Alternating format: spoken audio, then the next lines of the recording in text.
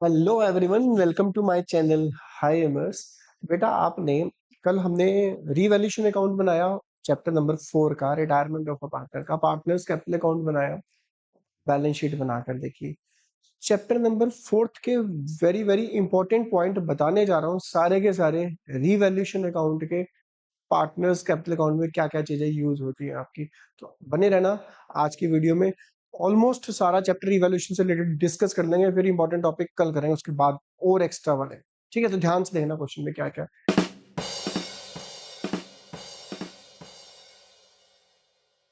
क्या क्या चीजों का आपको रिवैल्यूएशन अकाउंट में ध्यान देना। तो बेटा, इसका फायदा तुम्हें ना chapter number 3 admission of a partner में भी मिल सकता है।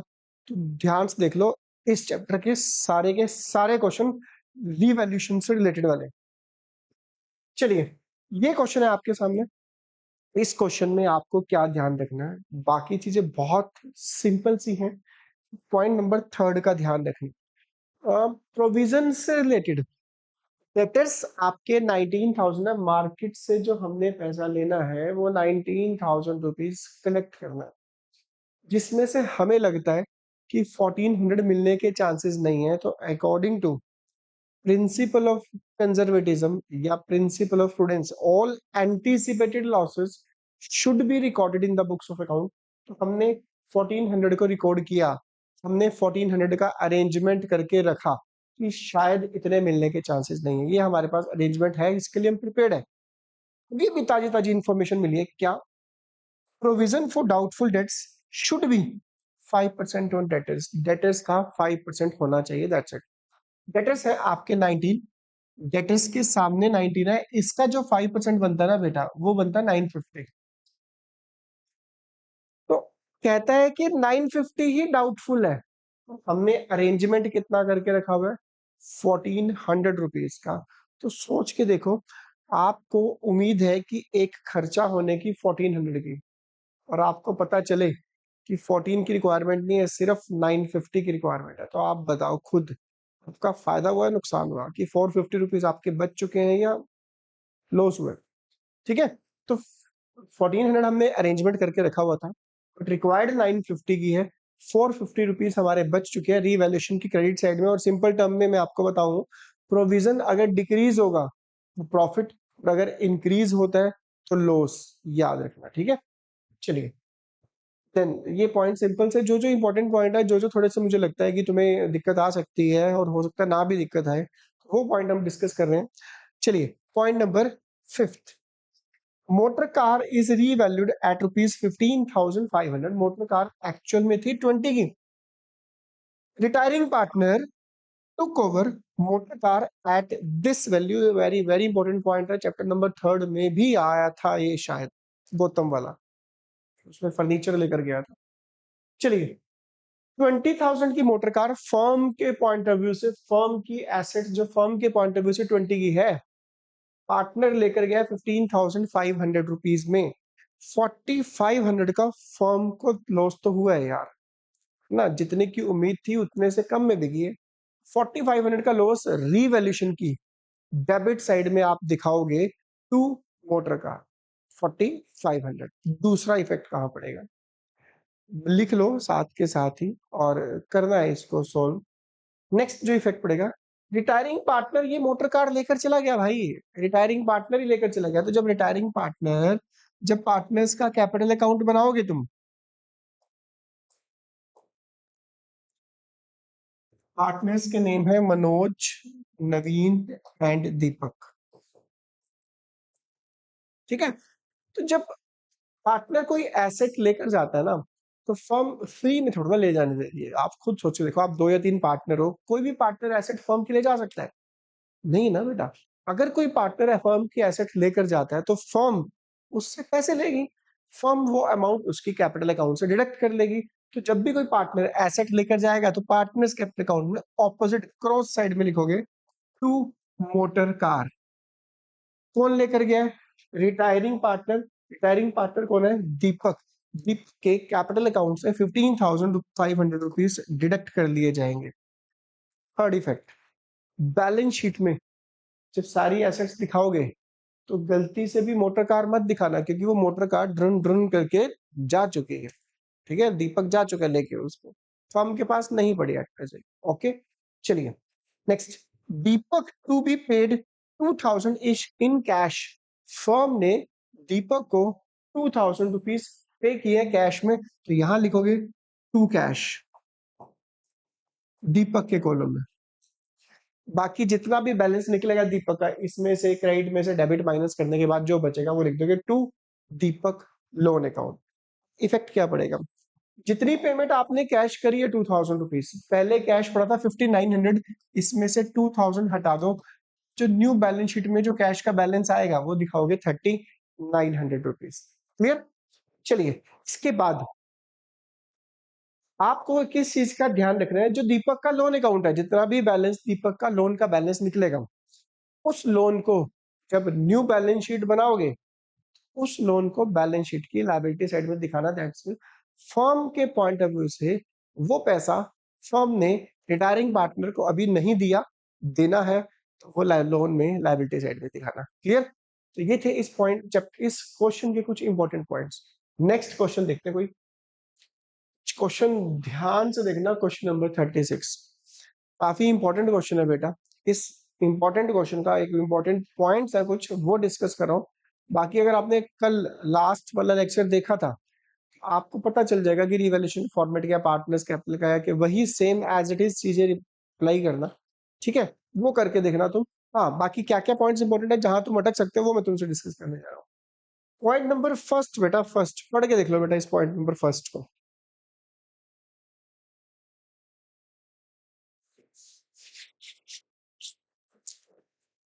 पढ़ लिया बेटा।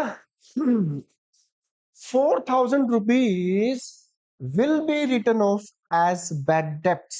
Debtors of rupees 4000 will be written off as bad debts. भाई ये नुकसान तो हुआ है 4000 का, मान के चलो 4000 तो डूब गए, कंफर्मेशन आ चुकी है ये पैसा रिकवर नहीं होगा। Next, and provision of 5% on debtors for bad and doubtful debts will be maintained। जब आपके पास ये दो पॉइंट दिए होते हैं, तो जो प्रोविजन मेंटेन किया जाता है, ये डेटर्स है 90,000 के, 90,000 में से सबसे पहले माइनस किए जाते हैं फर्दर बैड डेट्स। मार्केट से लेना था टोटल 90,000, इसमें से 4,000 की टोटली कंफर्मेशन आ चुकी है कि ये पैसा डूब चुका है, 86,000 रुपीज की मिलने के चांसेस हैं। इसमें से भी लगता है, इसमें से भी लगता है कि 5% आपको प्रोविजन फॉर डाउटफुल डेट्स बनाने की नीड है, 5% मिलने के चांसेस इसमें से भी लगता नहीं है। इसका 5% ये बनेगा आपका 4300। तो 4000 के तो भाई ये फर्दर बैड डेट्स हो गए, 4300 की और रिक्वायरमेंट है जिसको हम बोलते हैं प्रोविजन फॉर डाउटफुल डेट्स। बेटा जो टोटल लॉस हुआ ना, टोटल लॉस वो हुआ 8300 का। मैंने टोटल लॉस कैसे काउंट किया, इजी करने के लिए बता रहा हूँ, तुम्हारे लिए थोड़ा इजी हो जाएगा तुम्हारा रिवैल्यूएशन अकाउंट। क्या, जितना आपका फर्दर बैड डेट्स है और जितना न्यू प्रोविजन रिक्वायर्ड है, दोनों को प्लस कर लो, ये आपका टोटल लॉस है, न्यू लॉस 8300 का।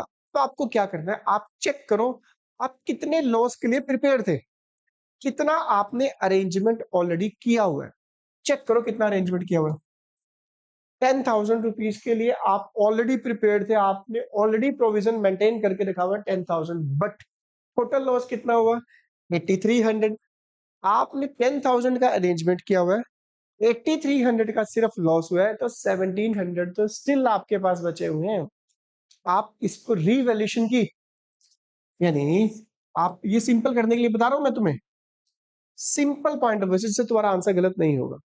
रीवैल्यूएशन की क्रेडिट साइड में बता सकते हो कि मेरा जो डेटर्स है वो 1700 रुपीज का मेरा फायदा हो चुका है। ठीक है, डेटर्स लिख सकते, क्यों, क्योंकि अभी आपने डेटर्स कितने लिखे 80, यानी बैलेंस शीट की एसेट साइड में अभी जो आपने डेटर्स दिखा रखे हैं 80।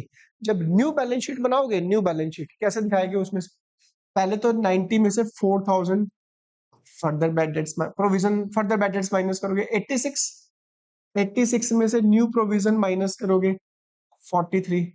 बेटा तब भी तो आप यहाँ पर 81,700 दिखाओगे।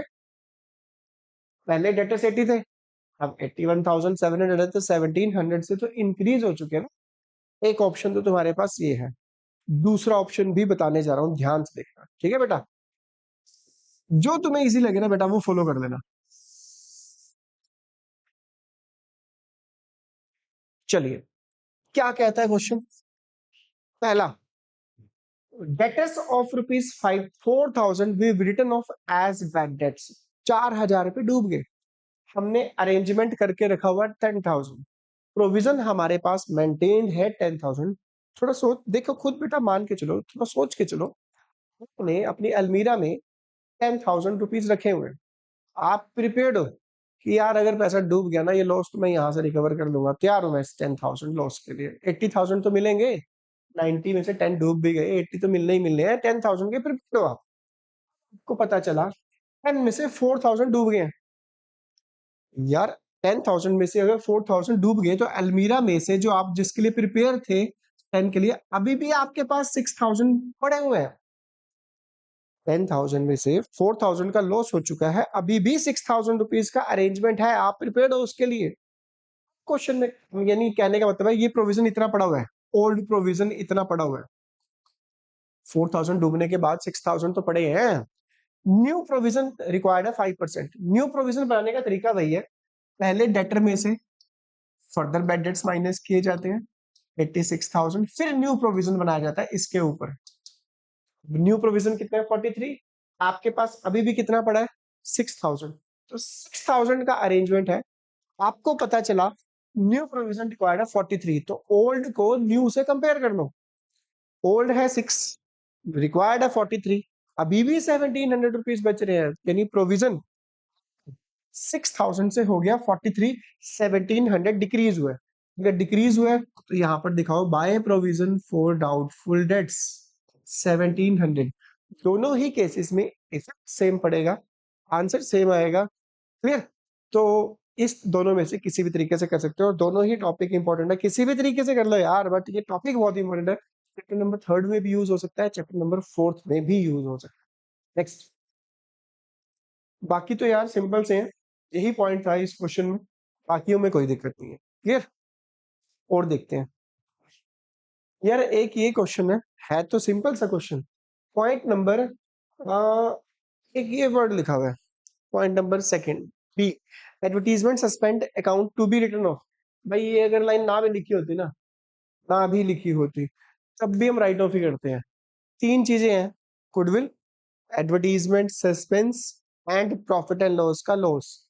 ये तीनों चीजों को पार्टनर्स कैपिटल अकाउंट की डेबिट साइड में राइट ऑफ किया जाता है। ये कोई नया नहीं है, ये पुराने वाला है। ठीक है, आगे देखते हैं। चलो, हाँ, point number C, provision for bad and doubtful debts to be increase to. Single ही है भाई, देखो जब दो हो, फर्दर बैड डेट्स हो, प्रोविजन फॉर डाउटफुल डेट्स हो, वो भी मैं तुम्हें बता चुका हूँ। ये सिंगल हो, सिंगल हमारे लिए इजी होता है। इंक्रीज हुआ है तो लॉस, डिक्रीज हुआ है तो प्रॉफिट। क्या कहता है, provision for doubtful debts is to be increase to. बेटा जब भी टू लिखो ना, कंपैरिजन किया जाता है, कंपैरिजन, यानी प्रोविजन फॉर डाउटफुल डेट्स 4,000 से इंक्रीज होकर 6,000 रह गया है, तो बेसिकली कितना एक्स्ट्रा इंक्रीज हुआ है वो देख लो। 2,000 का एक्स्ट्रा इंक्रीज हुआ है, हमने 4,000 का ऑलरेडी अरेंजमेंट करके रखा हुआ है। क्वेश्चन कहता है 4,000 नहीं 6,000 का अरेंजमेंट करो, 2,000 और एक्स्ट्रा डाल देंगे उसमें।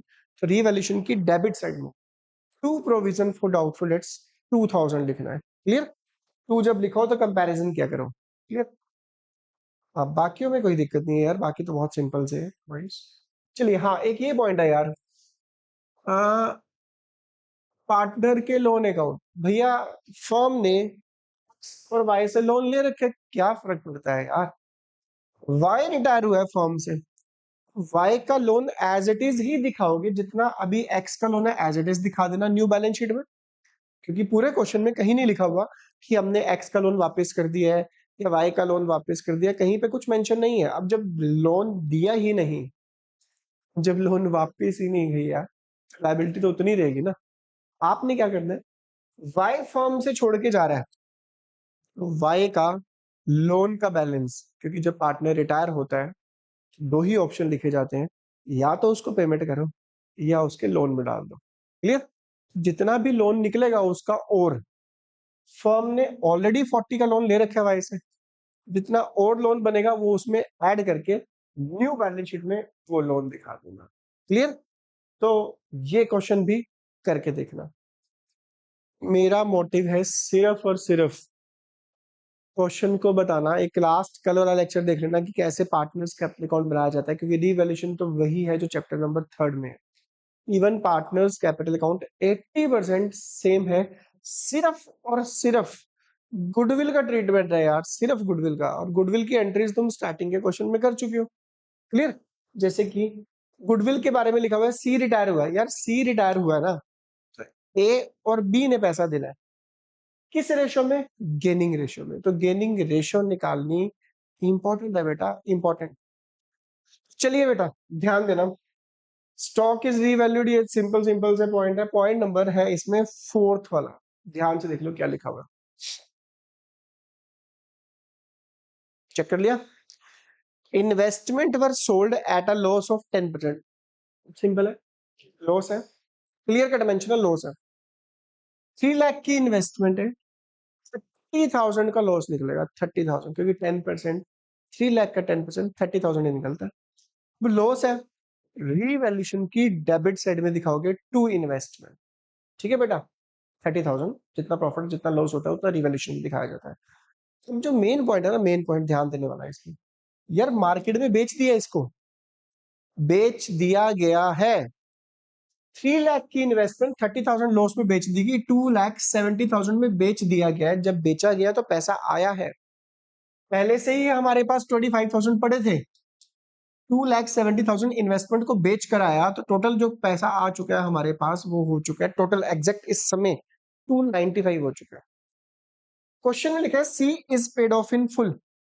पार्टनर्स कैपिटल अकाउंट जब तुम बनाओगे ना, तो सी की कैपिटल का जो बैलेंस निकलेगा वो 2,52,000 निकलेगा। बता दिया मैंने तुम्हें answer, 2,52,000 rupees paid off in full. C की रिटायरमेंट के टाइम पर जितना पैसा था सारा दे दिया गया, तो लिख देना टू बैंक 2,52,000। तो जब न्यू बैलेंस शीट बनेगी, 25 पहले से पड़े थे, 270 की इन्वेस्टमेंट सेल करी, जिसमें से फिर 252 पे कर दिए गए। तो जो न्यू बैलेंस शीट में कैश का बैलेंस दिखाओगे वो दिखाओगे 43,000 रुपीज।